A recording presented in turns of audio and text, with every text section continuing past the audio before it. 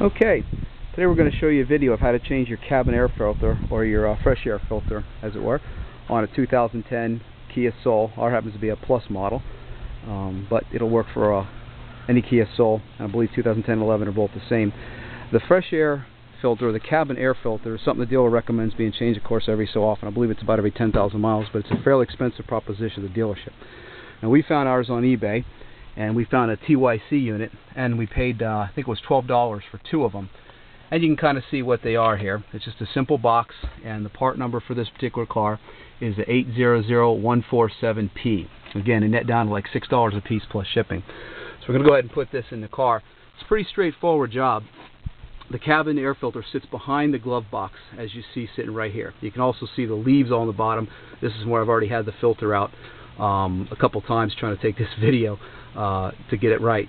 It's a pretty simple job once you do it. There's a total of 8 screws, Phillips head screws that hold together. Little black screws, as you can see in my hand. I've already taken them out. The only tool you're going to need is a decent length 6 or 8 inch Phillips head screwdriver, and it helps to have a magnetic tip on it if you have it. If you don't, it's no big deal. At any rate, what we're going to do, since we've already removed the screws, is first show you where the screws are located. If you open your glove box on the car, I'll point them out to you one by one. There's going to be one up here, there's going to be one straight back in the well of the glove box, and one on the upper right. You're also going to have one over here on the right, and one over here on the left. Those are the easy ones to get to. The other 3 are along the bottom. They're going to be behind here, as you can see. So you're going to close the lid, and you're going to go underneath the dashboard, right underneath the glove box. There's 1, 2, 3 of them across there. They're pretty obvious once you look in there, but it's kind of hard to see through the camera right here. So just take my word for it. They're right down here. Again, 8 screws will come out. Then what you're going to do is lower the lid, and you're going to kind of grab the entire glove box unit. And again, I'm doing this with one hand, so it's harder than you're going to have when you go to do yours. But you're going to pretty much finagle it out of its cavity, just like that. It comes falling out, and you remove the whole unit itself. Now what you've got is what you can see behind the glove box, what it looks like. Up inside, underneath the dashboard, a lot of wires and things. Your cabin air filter is going to be up in this slot right here. It's going to sit up in this way, kind of vertically.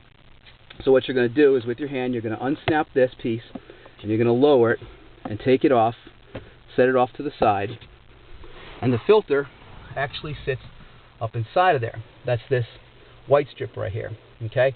Now what you're going to have to do is kind of grab it and pull it downward in a vertical fashion from the dashboard,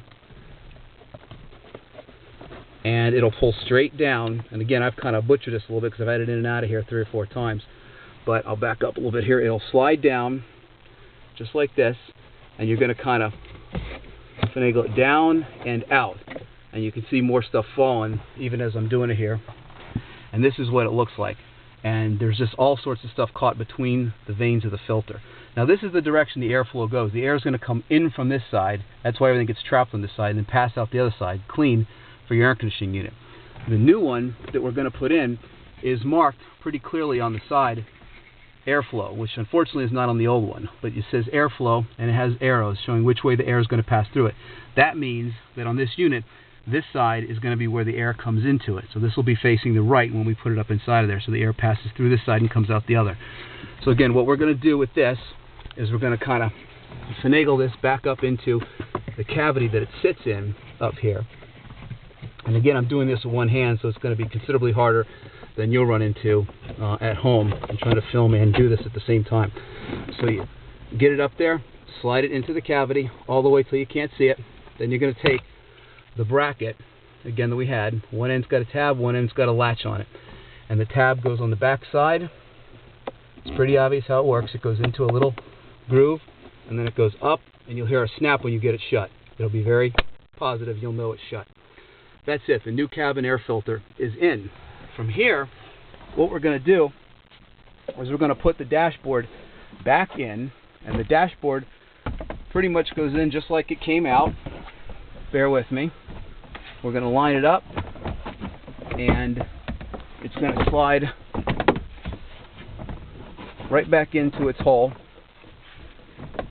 Again, I'm doing this with one hand, and kind of my knee helped me out here, so bear with me.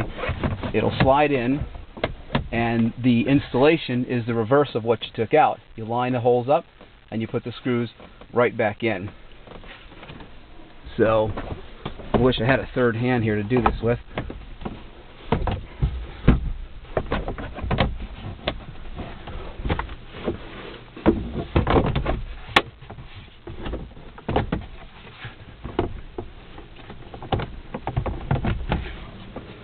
Can you hold that for a second? Keep it right there. What you've got to do is actually line up the latches. There we go. See, once I don't have to hold the camera, it's nice and easy. You're going to line up the latches, the hinges, if you will, for the glove box. Then it's good to open it, and you'll see right across here, you're going to line up the locating tabs with it. You're going to push it right back into its home, and that's it. Your glove box is going to open and close just like it did before. And then we're going to put the 8 screws that I showed you at the beginning back in. And that's pretty much the job. And you probably saved yourself, I don't know, anywhere from $50 to $100 by doing that yourself. So hopefully that works for you, and good luck.